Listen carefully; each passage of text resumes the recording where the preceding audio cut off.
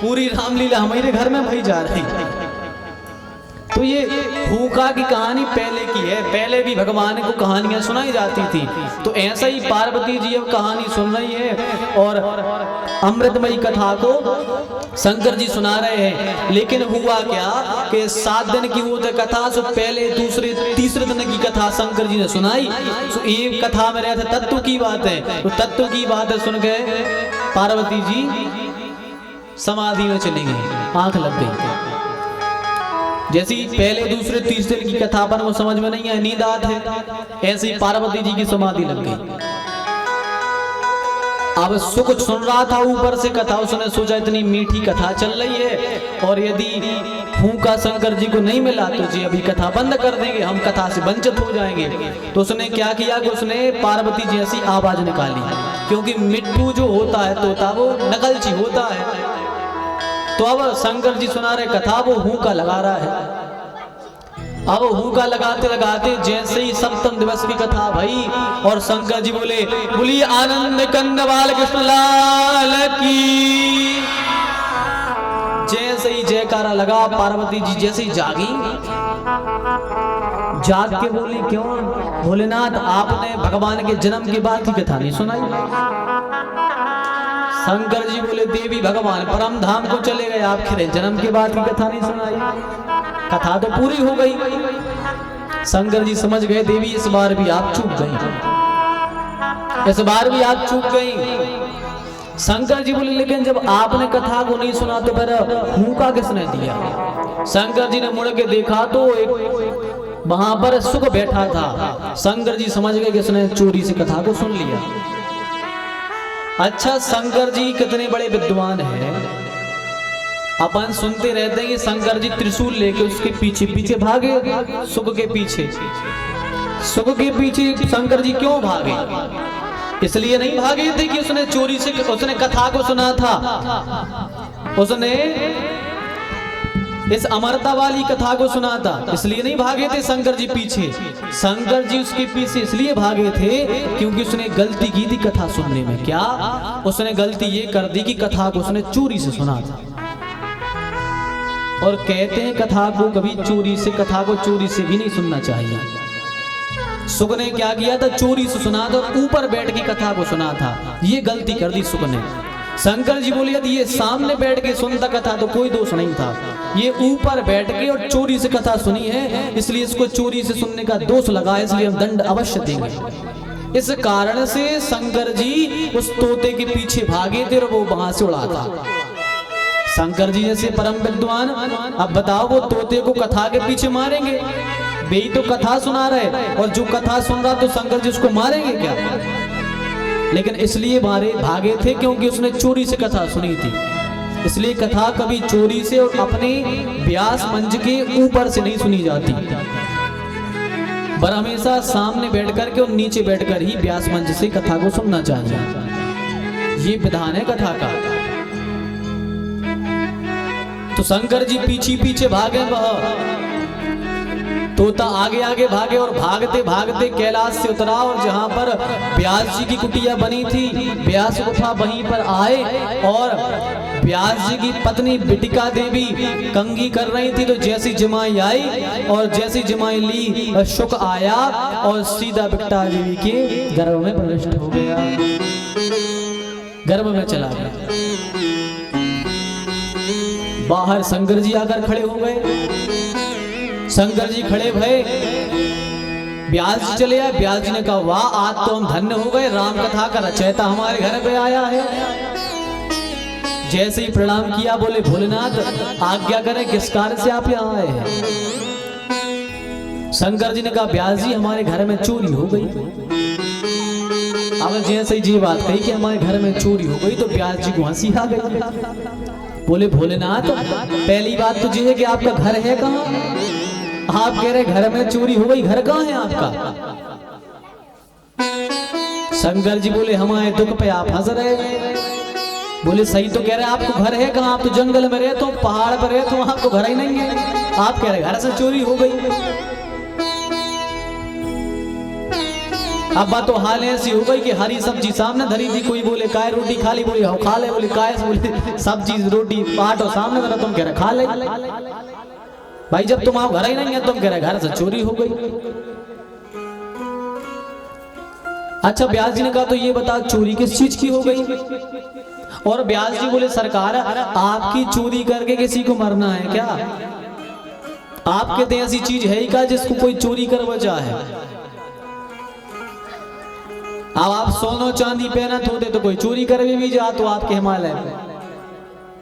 अब जैसे तो कोई माता की पायलें गिर जाए, हार गिर जाए, तो कोई भी बगल वाली आला चुपके से हाथ धर के जिम में धर ले, आराम से सोना उठा के धर ले जिम में, के जोर को पुण्य मिलने तो मिला रहे, हमें तो भमा फल मिल गया कथा को। अपने आप सोने की चेन जी में डाल ले। पर अच्छा सांची बताइयो, शंकर जी की चेन ते न करे आएगा रे कतकाली के नेचे हो तो कोई उठे हो खिलाने? बताओ, शंकर जी की चेन को हाथ लगावे की दम सुने ना कोई में, बीच रोड पे डाल दो तो कोरों में दम नहीं को कि शंकर जी की चेन में कोई हाथ लगा देवे, बगल में रास्ता करके चले जाए आदमी। ऐसी तो शंकर जी की चेन है, ब्लैक गोल्ड काला सोना है पूरा। तो व्यास जी बोले सरकार आपके घर में चोरी हो क्या गई? शंकर जी ने कहा हमारी अमर कथा चोरी हो गई। व्यास जी ने कहा किसने सुनी? बोले एक तोते ने सुन ली। बोले कहाँ है? बोले आपके घर में चला गया। तो व्यास जी ने कहा सरकार उसका फल क्या है? बोले जो सुन लेता है वो अमर हो जाता है। व्यास जी को फिर हंसे, बोले सरकार आप अयू को मार भी फिर रहे, वो पहले ही से अमर हो चुका, आपकी कथा सुन के आप को मार भी फिर रहे। शंकर जी तो बड़े भोले हैं, बोले भोलेनाथ धन्य हो आप, प्रणाम है, अब तो आप आशीर्वाद दो और बढ़िया जाओ। तो शंकर जी ने बढ़िया आशीर्वाद दिया सुखदेव को और वहां से चले गए। अब जब कुछ दिन हो गए, जब कुछ दिन बीत गए, सुखदेव को गर्भ में 1-2 साल हो गई, तो एक दिन बिटका देवी बोली कि महाराज हमें लगता है हमारे गर्भ में कोई साधु महात्मा है, हमारे घर में कोई साधु महात्मा जन्म लेकर आया है। व्यास जी ने कहा क्यों देवी क्या बात है? बोले अंदर से वेद मंत्रों की आवाज आती है, अंदर हमें वेद मंत्र सुनाई देते हैं, बड़े बड़े ध्यान श्लोकों की आवाज आती है हमें। व्यास जी ने कहा ये तो बड़ी अच्छी बात है कि हमारे यहाँ कोई शायद धर्मात्मा आ रहा हो, भगवान का भक्त आ रहा हो, ये तो और अच्छी बात है। इसलिए कहते हैं माताओं को सावधानी रखनी चाहिए जब गर्भवती होती हैं, माताओं को विशेष सावधानी रखनी चाहिए 1 साल तक कम से कम। यदि आप चाहती हो कि हमारे गर्भ से महात्मा संत महापुरुषों का जन्म हो, स्वामी विवेकानंद जैसे जन्म लेके आए है ना, भगत सिंह जैसे जन्म लेके आए, गांधी जी जैसे जन्म लेके आए, ऐसे देशभक्त हमारे गर्भ से हो, तो आपको कुछ नियम भी अपनाने पड़ेंगे कम से कम 1 साल। क्योंकि जैसे आप आचरण करोगी वैसे ही आचरण आपके गर्भ में आपके शिशु पर पड़ेंगे, ये पक्की बात है। इसलिए कम से कम 1 साल तक चित्र चलचित्रों से, मोबाइल से, टीवी के सीरियल से, लड़ाई झगड़े से, इन सबसे दूर रहना चाहिए। और 1 साल जो गर्भवती रहती हैं उनको केवल रामायण जी का पाठ करना चाहिए, सुनना चाहिए। गर्भवती माताएं रामायण जी का पाठ सुने या पाठ करें, भगवान की कथाओं को जितना अधिक से अधिक हो सके सुने। क्यों? क्योंकि शायद ऐसा हो जाए कि उसकी गर्भ से स्वयं राम जी जन्म लेकर के आ जाए। अरे राम जी तो जन्म लेने के लिए तैयार हैं, राम जी तो चाहते हैं कि हम अवतार लेकर आए, पर राम जी को वैसे माता पिता नहीं मिल रहे आज के समय में। बस कमी तो ये है। प्रहलाद नरसिंह बसे हरि खंबन में, पर काड़न को प्रहलाद कहाँ। भगवान तो कह रहे हैं तुम किसी भी खंबे को फाड़ दो, हम उसमें से प्रकट हो जाएंगे। पल पल फाड़ने वाले के लिए पहले प्रहलाद जैसा भक्त भी तो हो कोई। हम तो तैयार खड़े हैं गले से लगाने के लिए अपने भक्तों को, पर उसके अंदर ध्रुव जैसी चाहत तो हो हमारे लिए पाने की। भगवान तो खड़े हैं, मीरा जैसी चाह तो हो आपके अंदर। भगवान तो आपसे मिलने के लिए ही खड़े हैं, आपको पाने के लिए खड़े हैं, पर वो चाह नहीं है हमारे अंदर। बस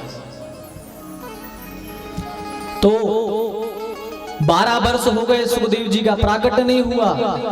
अब तो माता को पीड़ा होने लगी। व्यास जी से विनती की, बोले महाराज अपने पुत्र से कहो 12 वर्ष हो गए हमें अब पीड़ा होने लगी है, अब तो ये जन्म लेके आ जाए, प्रकट हो जाए। व्यास जी ने कहा बेटा अब आप आ जाओ, जन्म ले लो। बोले नहीं पिताजी हमें भगवान की माया घेर लेगी। पिताजी ने कहा नहीं नहीं तुम जैसों को थोड़ी घेरेगी, जो गर्भ में मंत्र बोल रहे हैं ऐसों को थोड़ी माया घेरती है। बोले नहीं माया घेर लेगी, हमें भगवान नारायण से वचन दिलवाओ, वो कह देगी माया नहीं घेरेगी तो हम आएंगे। व्यास जी की विनती पर स्वयं नारायण आए और नारायण ने आकर के सुखदेव को आश्वासन दिया कि बेटा आप प्रकट हो जाओ, जन्म लेके आ जाओ, आपको हमारी माया नहीं घेरेगी। जब भगवान ने आश्वासन दे दिया तब जाकर के सुखदेव जी प्रकट हुए हैं। बोलिए सुखदेव जी महाराज की जय हो। ऐसे परमहंस है सुखदेव जी। जैसे ही प्रकट भये और बच्चे की जो नाल लगी रहती है वह नाल काटी और अपने कमर में लपेटी और एक बार भी अपने माता पिता की ओर नहीं देखा, सीधा जंगल की ओर चल दी। पीछे व्यास जी चिल्लाते जा रहे, अरे बेटा रुक तो, जात कर्म संस्कार करा ले, अपनी माता को तो देख ले एक बार, अपने पिता से बात कर ले। पर व्यास जी चिल्लाते जा रहे पर सुखदेव एक बार भी मुड़कर नहीं देखे पीछे, एक बार भी नहीं, क्योंकि ये परमहंस हैं, भगवान के परम भक्त हैं। व्यास जी जा रहे हैं, सुखदेव जी नहीं दे रहे उत्तर, सुखदेव जी की तरफ से वृक्ष उत्तर दे रहे हैं। बोले व्यास जी आप किसके पीछे जा रहे हो, ये तो भगवान के परम भक्त हैं। अरे ये परमहंस हैं, इनको माया नहीं लपेटेगी अपने जंगल में, आप तो जाओ घर लौट के, ये लौटने वाले नहीं है घर, ये तो परमहंस हैं। जब यह उत्तर वृक्षों ने दिया तो व्यास जी लौट गए। यहाँ का अर्थ क्या है, जब आप माया